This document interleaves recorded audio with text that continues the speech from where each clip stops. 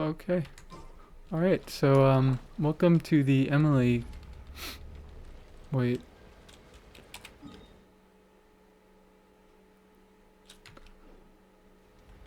This is not who I wanted to fight.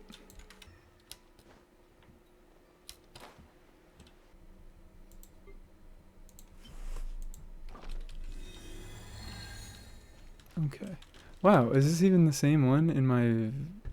So I'm recording this on a completely different day from the rest of the video, but the GeoVishep is the same element in the old footage that I was using, so thank you, Genshin Impact. Right off the bat, Emilie is a unit with a reputation of being very, very skippable. Because her banner came out right before Natlan, and it had some pretty undesirable 4-stars, along with some general discussion of Emilie only working in burning teams and not having the best visual design, there were a lot of reasons that people could find to skip her, and people did. So this video isn't only going to be an Emilie guide, but it's going to be a showcase of a few of her teams, and it's just going to be me explaining what I think is so interesting about her, along with showing off why I think she's so powerful. While I'm of the opinion that no unit is a must pull, I really want to dispel the thought that Emilie is very easily skippable, because while she's not necessary in basically any of the teams that I'm going to be showing off here, she is a comfortable and premium damage dealing option who not only can deal a lot of off-field damage very easily, but can enable a lot of other things to happen on field. Emilie's kit is really simple, and don't let all the big words fool you, because I'm just going to show you what it does right here and now. Her normal attacks, they're useless. Don't level them, they don't do anything. I leveled them to level 6, I'm stupid, I'm allowed to do this. Her skill is much cooler.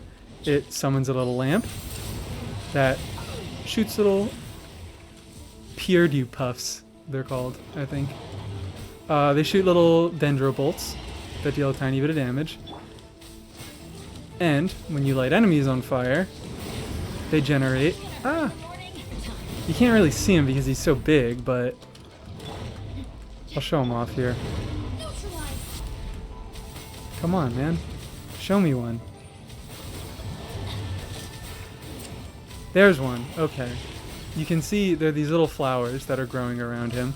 Those are, if we look in Emilie's kit, those are called scents, and they are generated every 2 seconds while enemies are burning, and Emilie can do 2 different things with them. So the first thing she can do, which is the most notable, is simply upgrading her skill. So let's light him on fire. There's 1, and there's 2, and it collected both of them, and now it's been upgraded. The second thing that it does, which you may have been able to see there, but let's just read, and we'll get back to that in a second. After the case is already upgraded, she then converts into shooting Clear Dew colognes using the scents, which they're not counted as skill damage, but they deal 600%. It's the biggest multiplier in her kit, and it ends up being, I think, around 1/3 of her damage. In any case, the more burning that's going on, the more scents you're generating, the more Clear Dews you're shooting out, the more damage she does overall. Her second passive talent is basically the same exact thing. It's incentive to build her with a lot of attack, because enemies take more damage when they're burning. And okay, well, she's got to get some energy. Oh wait, I don't fucking have Fav on her. Is this Alley Flash Xiangling? Okay, now we can finally see her burst. Her burst, you can see her lamp is right there. I'm going to use my burst, and it redeploys her lamp right in front of her. It does... Okay, that was really hard to see. I'm gonna try to demonstrate that in a better location. Is this even the right domain? Who knows? I am also going to get you off the Alley Flash and onto Fav, please. I hope this is the right domain. I think it is.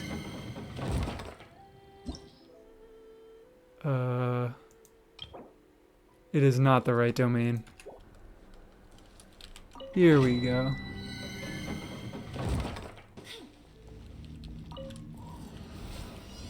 There you are. Pay your dues.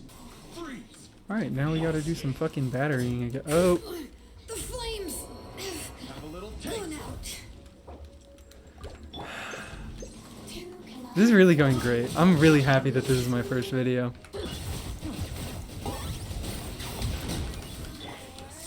Here we go. Oh, her skill's level 1. I'm gonna redeploy it. It's level 0.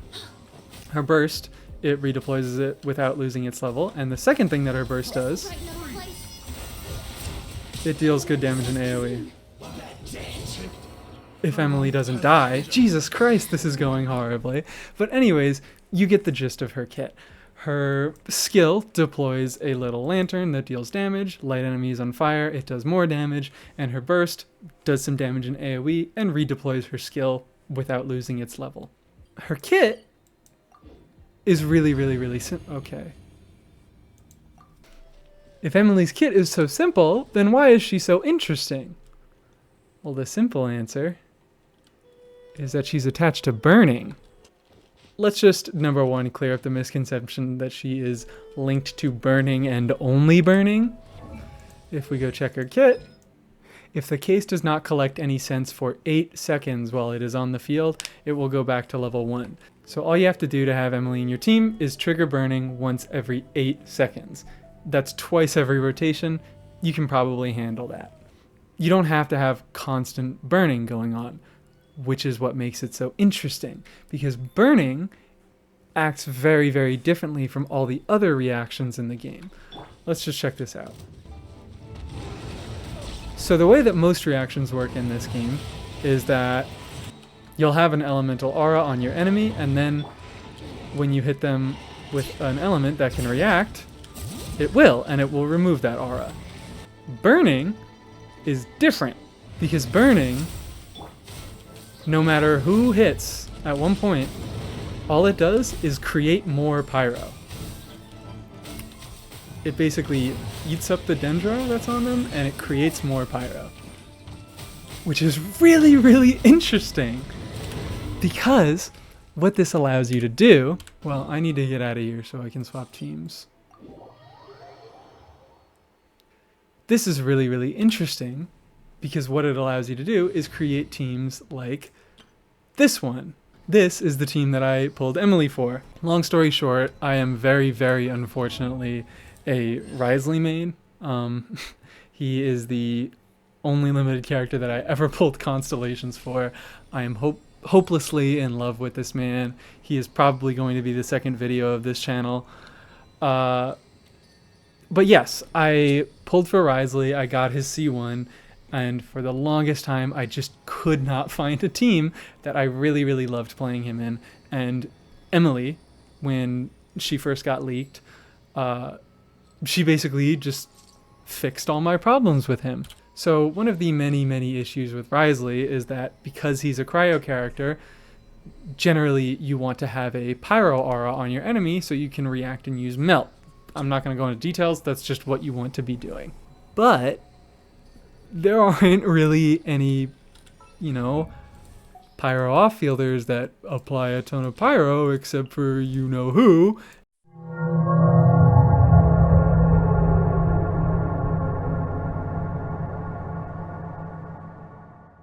But I didn't enjoy using her. She felt clunky and uncomfortable. She didn't deal a ton of damage. It was all fine. But anyways, Emilie comes out, and she's basically everything that Wriothesley needs. Because what does she do? She just sits off field and does damage. Very long time, very low energy requirements, and pretty decent just single target damage. All desirable fun things, but also for that damage to be dealt, you have to have a pyro character in your team, and you have to constantly be triggering a reaction that creates a strong pyro aura. So what you can do is, instead of then relying on Xiangling, is just get a little bit of pyro and a little bit of dendro and throw them together. check out how this team works here. Okay, well, first,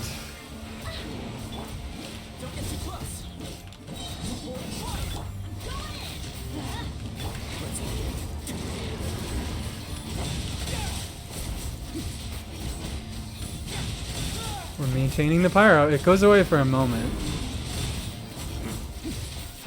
But even with these frequent melts, you get a strong pyro aura that you can constantly keep melting off of. And Wriothesley gets a ton of damage off of that. And she's just doing a ton of damage. Yeah, this team is really, really comfortable. And it enables Wriothesley to do a lot more damage a lot easier than he could before. So now, let's take a look at the other cool team that I want to show off. Okay, well, I seem to have reworked it, or lost it, or something. Okay, well, it's gone. Who's getting disbanded? Who's getting disbanded today? International. Sorry, guys. Yeah, sorry, guys. Behold, the Princess and Devarotello. Okay, here we go. I'm gonna swap these two.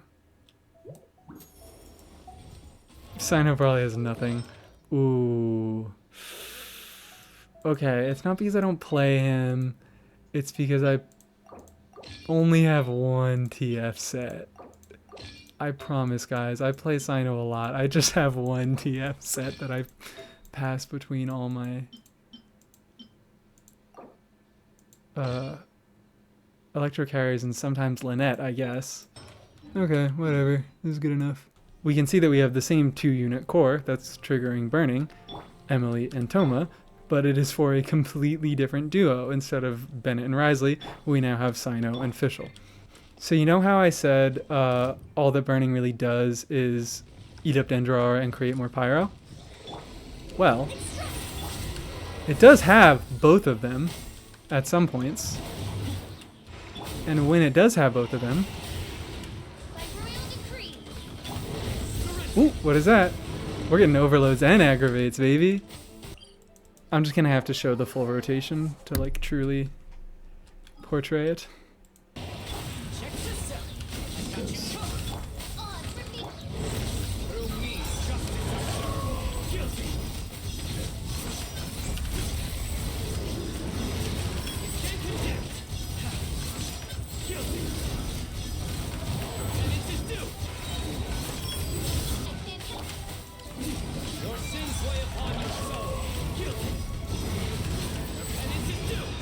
Basically, Toma, he is now only there. Well, he gives some nice buffs to Cyno, and he's a shielder, which is nice.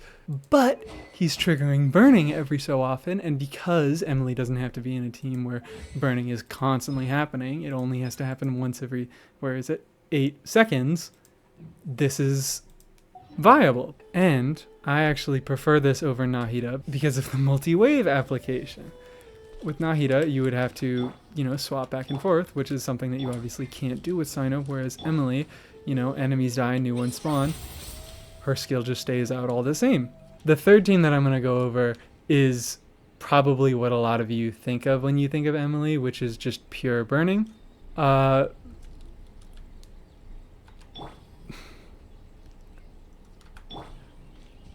There's not too much to say about it, in all honesty. It feels more like an evolution of what Hoyo was trying to do with Mono Geo, where there's not really any special reactions or auras going on. You're just throwing Dendro damage at an enemy who's on fire. But it's cool. This type of team is basically just like there is burning happening, and Emilie benefits from burning, so why not put Emilie in there? It is the type of team that is the least reliant on her, but maybe sees the largest upgrade from her inclusion, which is a little funny. And these are basically what I consider to be her 3 main archetypes that she can fill. Let's just take a look back at the teams.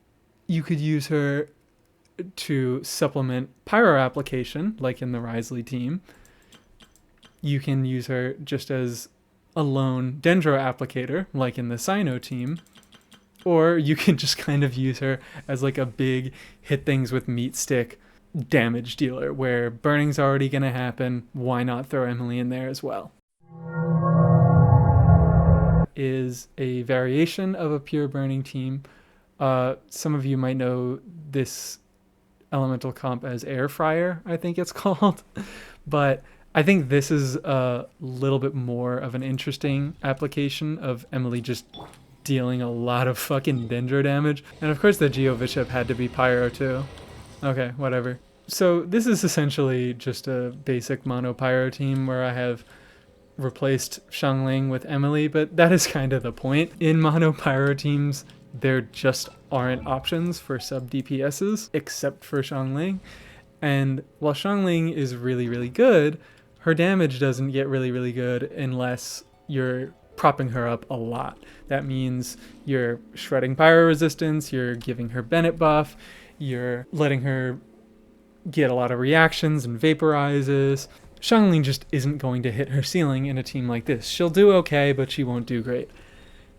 Emilie does the same, if not better, and you don't have to build a ton of VR, you don't have to battery her, you don't have to give her a ton of buffs, you just go whomp, and then it's done. And honestly, that is probably most of why I love Emilie so much, is she's just so goddamn convenient. And you'll find her replacing Xiangling in a lot of your teams. This team in particular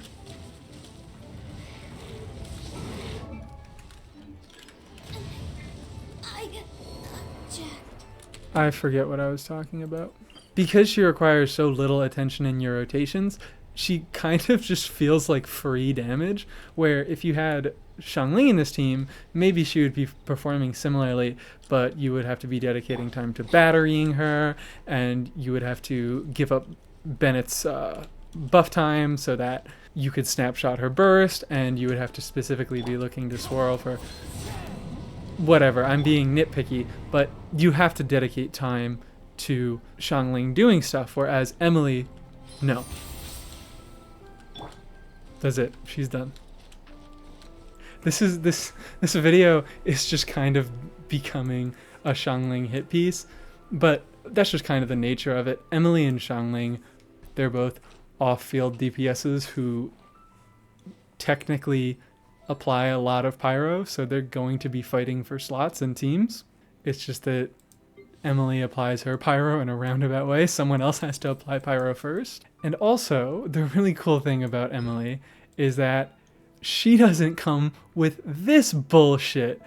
Xiangling, look, the energy cost is bad, Guoba's particle generation is bad, but trust me, the worst thing about Xiangling's kit is this big ass cooldown on her burst. Because even with her C4, increases her Pyronita's duration by 40%.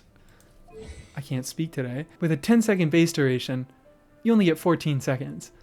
Not only does that mean that she has a 6-second downtime, which units like all the Archons and even fucking like Xingqiu, he has no downtime basically. I mean, what? It's 18 seconds and 20-second cooldown? Whatever.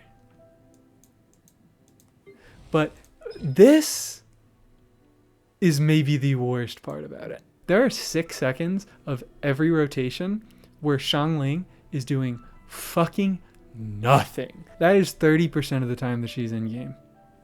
30% where she just has nothing out. She's just doing nothing. And because it expires 6 seconds before going off of cooldown, it's really, really hard to guesstimate when it's going to be off cooldown. So a lot of the times, you'll start your rotations and you'll swap to Xiangling and she'll still have like 2 or 3 seconds left on her Pyronado.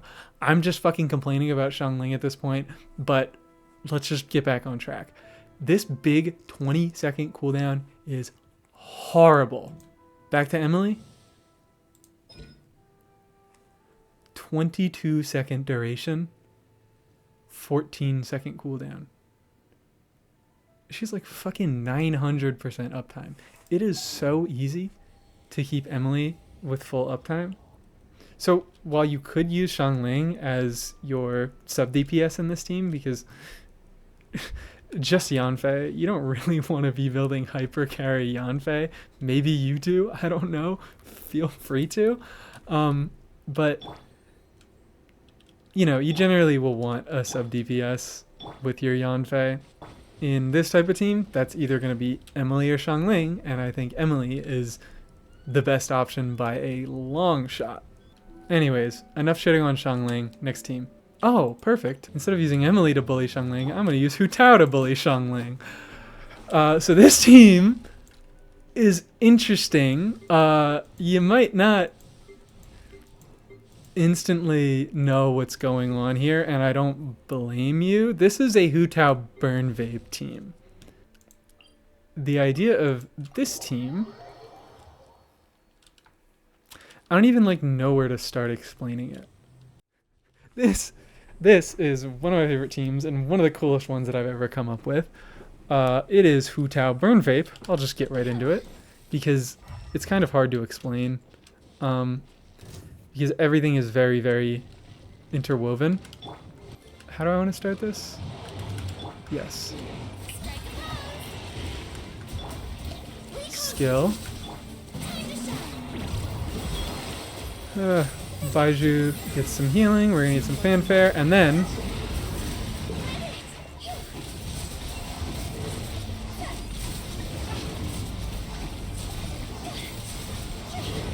okay, so you may have not fully seen what was going on there, but I assure you it was very, very interesting.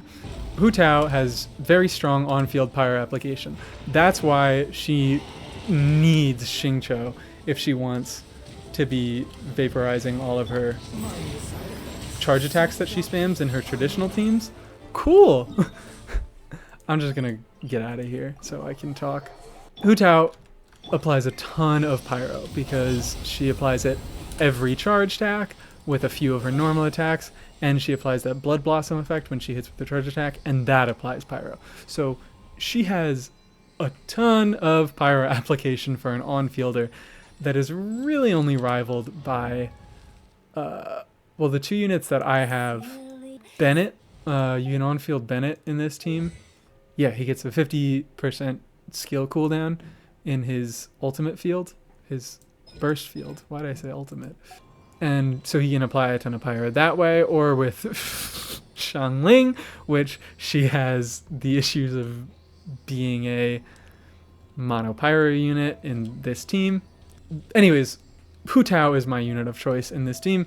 So why is this notable? Because we're not vaping with Hu Tao. You saw that. She's applying a ton of pyro, not so she can vape, but so Farina can vape. This is basically a reversal of our Wriothesley team where our on-fielder is our enabler and our off-fielder is actually the real DPS. I really, really like this team because Hu Tao's traditional carry teams, where it's just kind of charge attack spam, you're doing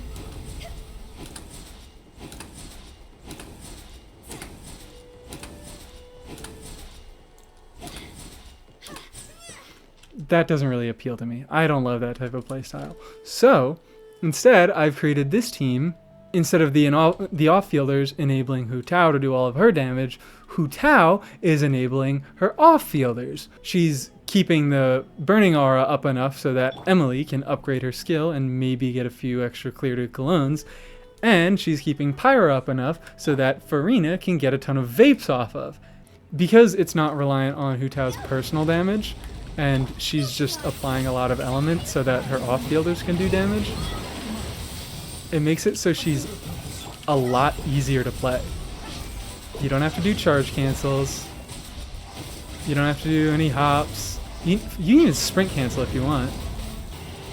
Just kind of like whatever, just so that you're applying enough pyro.